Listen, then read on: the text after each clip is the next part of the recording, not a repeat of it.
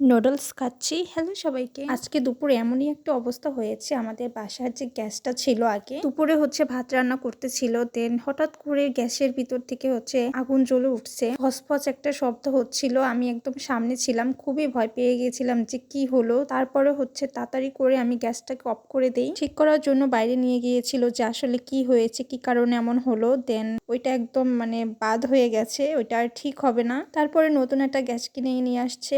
এই তো নতুন গ্যাসটা আনার পরে এটাকে সেট করা হচ্ছিল। এমনিতেই আমি গ্যাস অন করতে অনেক ঝামেলা আমার মনে হয়, তার মধ্যে আমার সামনে এরকম একটা অবস্থা হয়ে গেছে, আমি না খুব ভয় পেয়ে গিয়েছিলাম। এই ভিডিওটা সন্ধ্যার ভিডিও। দেন সন্ধ্যাবেলা ভাবলাম যে একটু নুডলস রান্না করে খাই। আর এই যে স্টিক নুডলস গুলো, যেটা আমার কখনোই পারফেক্ট হয় না, আমি রান্না করলে আসলে অনেক অনেক জিনিস খুব ভালোভাবে প্রপারলি হয় না। যেগুলো হয় না কেন জানি ওইটার উপরেই একটা ঝোঁক থাকে যে ওইটা অনেক খাওয়ার ইচ্ছা থাকে, রান্না করার ইচ্ছা থাকে। দেন চলে আসলাম এই কোকাকোলা নুডলসটা রান্না করার জন্য। এই নুডলসটা রান্না করতে আসলাম, মনে হয় এটার সাথে আমি যুদ্ধ করি। সেদ্ধ দেওয়ার পরে মনে হয় যে এই সেদ্ধ হয়ে গেছে একদম, আবার অনেক সময় দেখি সেদ্ধই হয়নি। যেই কবার রান্না করেছি একদম বেশি বেশি সেদ্ধ হয়ে গেছে। দেন রান্না করার পর একদম ভর্তা ভর্তা লাগছে। আজকে খুব আল্লাহ আল্লাহ করতেছি যাতে এটা খুব ভালোভাবে হয়, ভালোভাবে যেন খেতে পারি। আর নিউ গ্যাস আনার পরে এই প্রথম নুডলসটাই রান্না করতেছি। তাও আমি কোনো একটা জিনিস যদি আমি পারিও খুব ভালোভাবে রান্না করতে, কিন্তু সেইটাও আমি বারবার ইউটিউব দেখি যে আসলে কি কি দিয়েছে, কিরকম কি রান্না করেছে।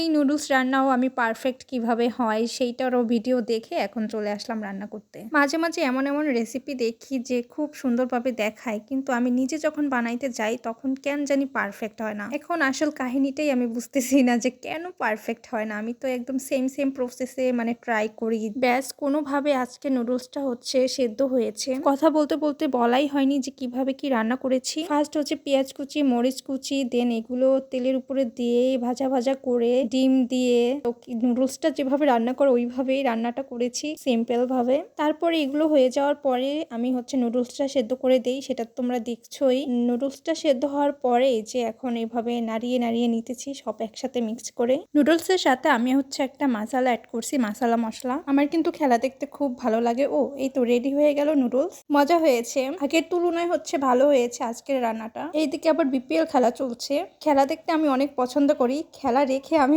নুডলস রান্না করতে চলে আসলাম। রান্না করার সময় অনেকবার মনে পড়ছে যে এই খেলা শুরু হয়ে গেছে। আজকে তো বরিশাল আর চিটাগং এর খেলা। খেলার অবস্থা দেখে মনে হচ্ছে খুবই হার্ড, বরিশালের অবস্থা খুবই খারাপ আছে। খুব আল্লাহ আল্লাহ করতেছি যাতে বরিশাল এই উইন হয়। খেলা দেখতেছি আর নুডলস খাচ্ছি। কোনো কিছু রান্না করতে না পারলে নিজের কাছে অনেক ঝামেলা মনে হয়, কারণ যে জিনিসটা পারি না কেন যে রান্না করতে যাই এরকম মনে হয়।